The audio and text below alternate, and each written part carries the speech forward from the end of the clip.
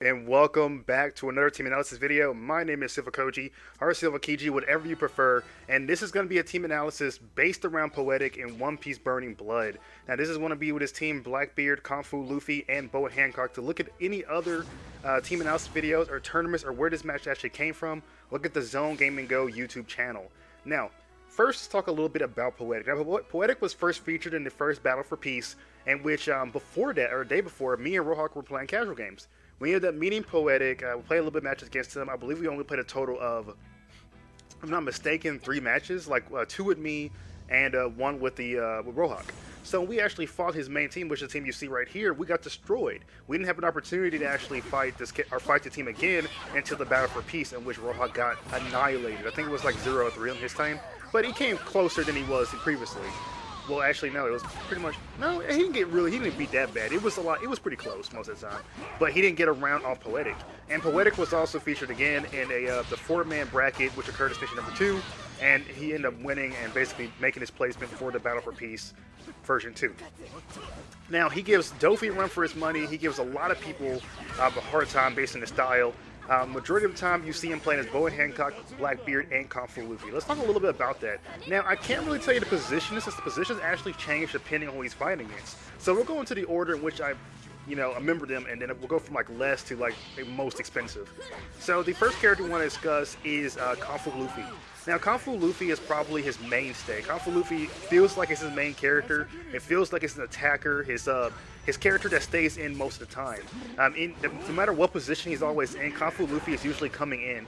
He's never really carrying the team. He doesn't really go gear second Kung Fu Luffy, as that's not really his anchor type character. But he's not afraid to close in the gap on a lot of his characters, be really aggressive, and pretty much put you in those really tight spots in which you get really, really afraid. Another thing I should mention about Kung Fu Luffy is that he caught me and Rohawk completely off guard the first time we fought against him, because we did not know that Kung Fu Luffy can do these sort of things. Kung Fu Luffy has an amazing unity chain with his Gum Gum bullet, as the other Luffys have to do multiple things in order to get their bullet off. Kung Fu Luffy can simply just do his unity, come in, and do it right off the bat. So it gives that big damage that both the other Luffy versions actually have, but Kung Fu Luffy actually has it automatically. Now, when going up against other characters, he has an easy time playing with Kung Fu Luffy. He's just able to use the agility as well as use his specialization to deal with fast characters.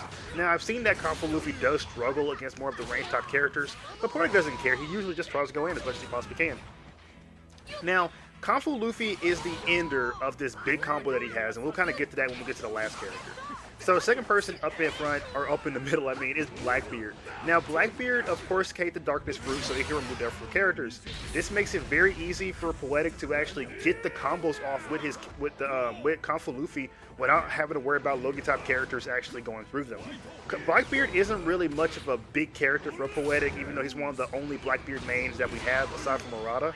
But his Blackbeard is also no joke. He's able to make really good combats with Blackbeard, as well as make perfect calls with the chop.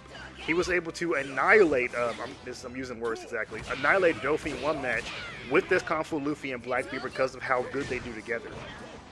Now, there's not much I can really say about Blackbeard other than what you already know from him being Blackbeard. As you can see, he made a big comeback against T-Bass with the Blackbeard. I mean, Kung Fu Luffy helped, but Blackbeard is pretty much the big guy. It's Boa Hancock. Boa Hancock has got to be his mid-guard or anchor or whatever you want to call it in this game. Now, although she gets defeated pretty quickly in every match she's in, she has a combo along with Blackbeard and Kung Fu Luffy that can 100% an opponent's HP, which is very good to use at the beginning of the game. Of course, it only requires the use of one uni chain. Because Boa Hancock is able to use her petrification, when she petrifies you, Blackbeard is one of the few characters in this game who can actually get you out of petrification as well as combo you. Using the Black Hole ability, she's able to actually do a free uppercut on the next character, sniping the person in the next row. So similar to Akenio, how you use your next, Blackbeard can use a semi-version of it, of your next, with his darkness ability to snipe a person in the bench area without ever actually, confront them or confrontate them, which is very good because most of the time people keep characters they don't want to be dealt damage with in the backlines, and they start off with characters like Law, Koala, Marco, to kind of benefit that. As you can see from the combo right here, he's going to bring it in. Blackbeard use the Black Hole uppercut, Liberation, Step up forward, Seaquake, and then Convolution's going to come in with the bullet, and there you go, dead character. Oh, no, he didn't get enough hits off of it, actually. He didn't get enough hits. Well, he died anyway. So, basically, Boa Hancock is able to get those 100% combos with this team. Although, as a character in particular, Poetic hasn't really demonstrated, like, a big deal. I mean, he knows the Boa Hancock combo, stuff like that, which is more... He can deal with the traps of Boa Hancock, but it's not the big thing of his team. The big guy of his team is the Blackbeard and the Confu Luffy. So you have to be very, very, very careful when fighting against this player. Other than that, he usually utilizes the Kobe and the Johnny Asaka get the free 100% combo as well. And he is a very smart player in terms of choice he makes in the game. You be stuck in situations that you never, ever imagined that you would be put in. And he kind of just locks you in there, keeps you all tight, and then after that you find that you're actually trapped in the game. As you see, dead KO, it's almost over. At this point, he's going to win the game. So, I guess there's nothing really else I can say about Poetic's team analysis except that's kind of how this team is brought together. If you KO Boa Hancock, Blackbeard is still a problem. If you KO Blackbeard, Confu Luffy is still a problem. The only way for this team not to be a problem is if you get Blackbeard or Confu Luffy out of the way. But I'm going to be honest with you at this moment.